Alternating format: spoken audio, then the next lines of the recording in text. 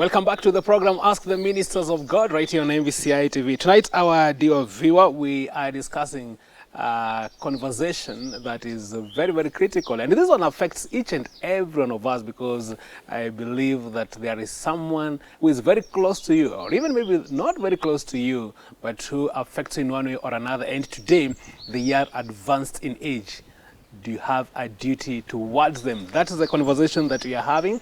And joining us is Apostle Dan Gishimu, our resident minister, and also minister or teacher Mary Dirango from House of Refuge Evangelistic Ministry tonight, helping us to go through this particular topic. Thank you so much for your feedback on our Facebook page, that is MBCI TV. We appreciate a big deal. And just before the break, I had hinted to you, Teacher Mary, to contribute to us, to help us know what are some of these needs that those who are advanced in age have. Then how is it that maybe as a society, maybe as a church, we are supposed to maybe to look at those needs? Okay, we as a church, we are supposed to look at the needs of these people because mostly they look as if they are a burden. When they reach the age of 70, 80, they are no longer able to perform their duties. They cannot wash their clothes, they cannot cook for themselves, and some other domestic chores that they are supposed to do. An example, I can give an example of my late father, Idato Kilago, who died at the age of 100 years. And my mother took care of him, washing clothes, bathing, feeding him, to an extent that he could not even see. He became bright somehow. Therefore, there are things that people do not want to do. You can find that they mess themselves, and it is the duty of whoever is taking care to do the needful. Therefore, the current generation that we are having, they don't want to take care of these parents because of this, they call it dirty work. And that is why you find them taking them to a nursing home, of which it might be against the will of the parent. The parent needs companion, needs love. And in most cases, they can only open up to the nearest family member. So when you take them there, they become strangers. And you find that they can even die before their time is due. Yeah. Wow. Apostle Dan, as you listen. Certainly they are psychologically affected if they are taken in a strange environment. There is something that we call culture shock. A culture shock is, for example, somebody moves from the environment he used to, and he goes to a totally different environment with a totally different culture. Then you are trying to see, how do I adjust myself in this kind of a culture which I'm not used to? And as a result, people suffer culture shock. And this can stress even to the point of somebody getting a depression.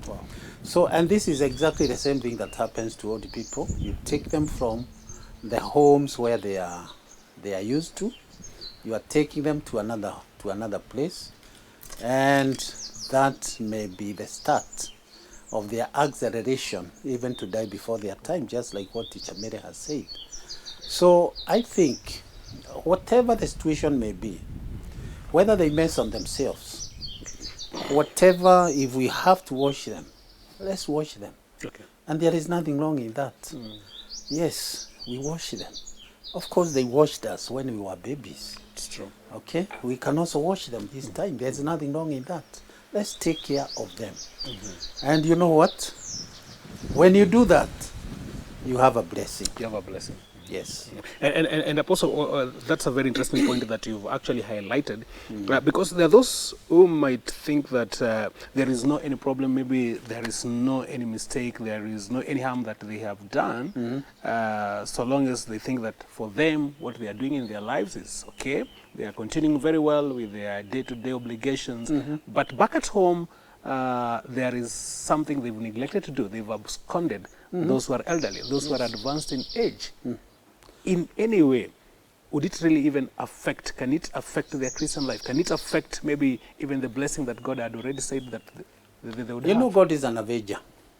God is an avenger. And when God talks of us taking care of our elderly, and you know, God does not mince his words. When he says that we take care of our elderly, he means exactly that. What does that mean? If you have such obligations and you have absconded, you have ran away from such, then God is going to be an avenger of that person that you are supposed to take care of, and you have neglected that person. God will step in and he's going to avenge.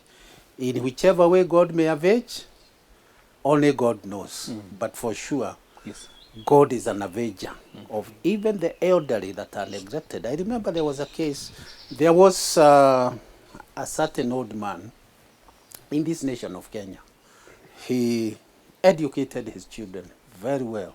They all went abroad, more specifically in America.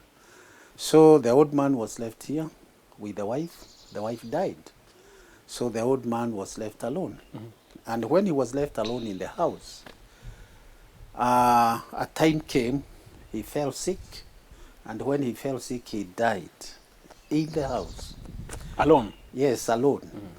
Now, when he died in the house, neighbors who used to see him, move out with a chair and sit, to bask in the sun, realized we have not seen so and so for a number of days. What has happened? So when they came, they found the door was locked.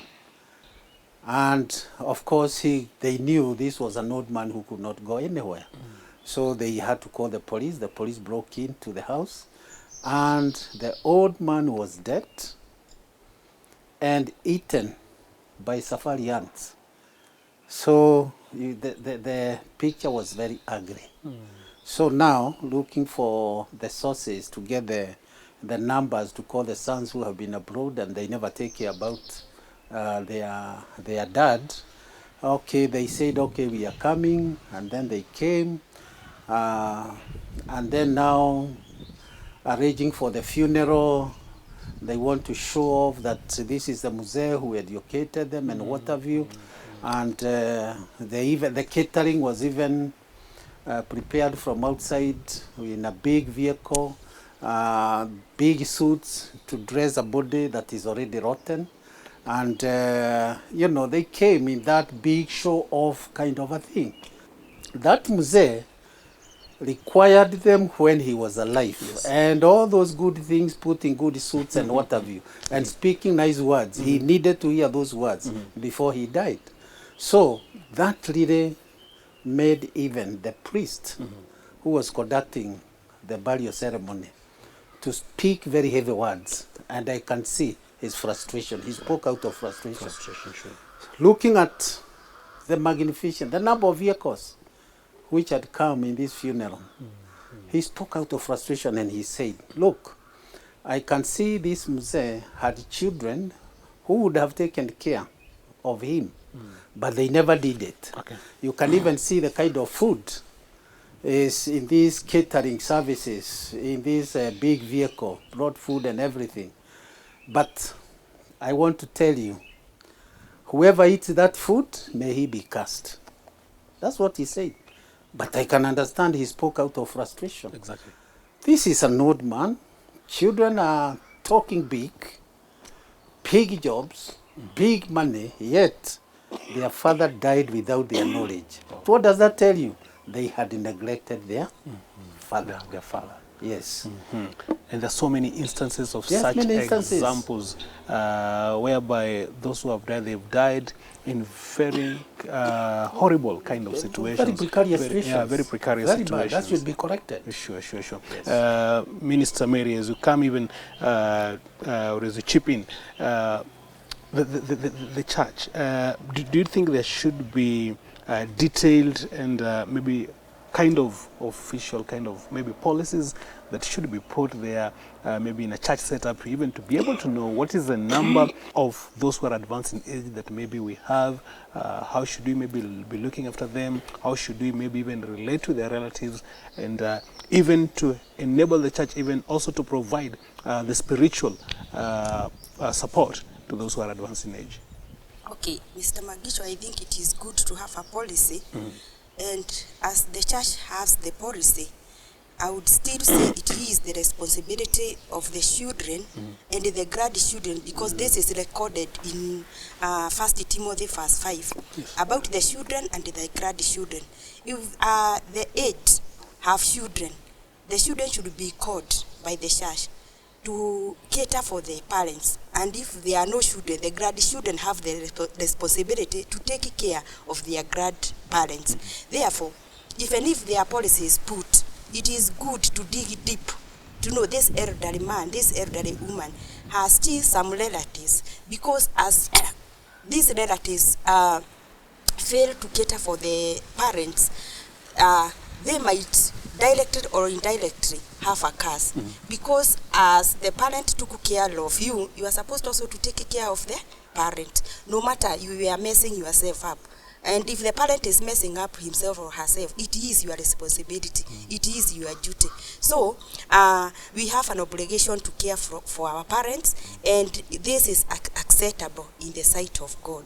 Oh, wow, in the sight of God. Yeah. And Apostle Dan, there are those who could say they are advanced of age, but they still feel there is something they can do in the church.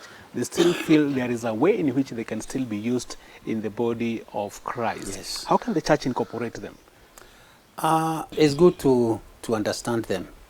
Of course, I was in a church somewhere, and we had an old man in his 90s, and actually he wanted to take care of the flowers around the church. Yes. And actually he was around, or fortunately he was living just close to the church compound, and therefore he would come, even if he does something little, you know, it was his choice. And you know, he was doing it out of his own will. So if they choose to do something, yes, they should be accorded that opportunity. Because not all people that age, and as a result of aging, they cannot be able to perform. So if there is something that they want to do in the church and they are doing it perfectly, however little it is, they should be accorded that opportunity, because it also helps them to have a sense of fulfillment and a sense of belonging. Wow. Yes. Thank you so much. What a nice conversation tonight on the program Ask the Ministers of God, the role of the church. And remember, when we talk about the church, we are even addressing you, the viewer, you, the Christian, because you are part of the church. You are actually the church. And so it is important to look at, it's important to pay attention. There is someone who is advancing in age close to you. Kindly look out and reach out to them. Apostle Dan Gishimo, resident minister, thank you so much for helping us to make sense of tonight's discussion. Thank you. And also Minister Mary Dirango, thank you so much also for your insights. We appreciate a big deal. Thank you so much also, our dear viewer, for joining us tonight, for your contribution, for your participation, and also for following us. We also register our appreciation tonight for your insights and also for your feedback. We want to bring it to a close at that particular point. My name is Mangi Chomola. Enjoy the rest of your viewing.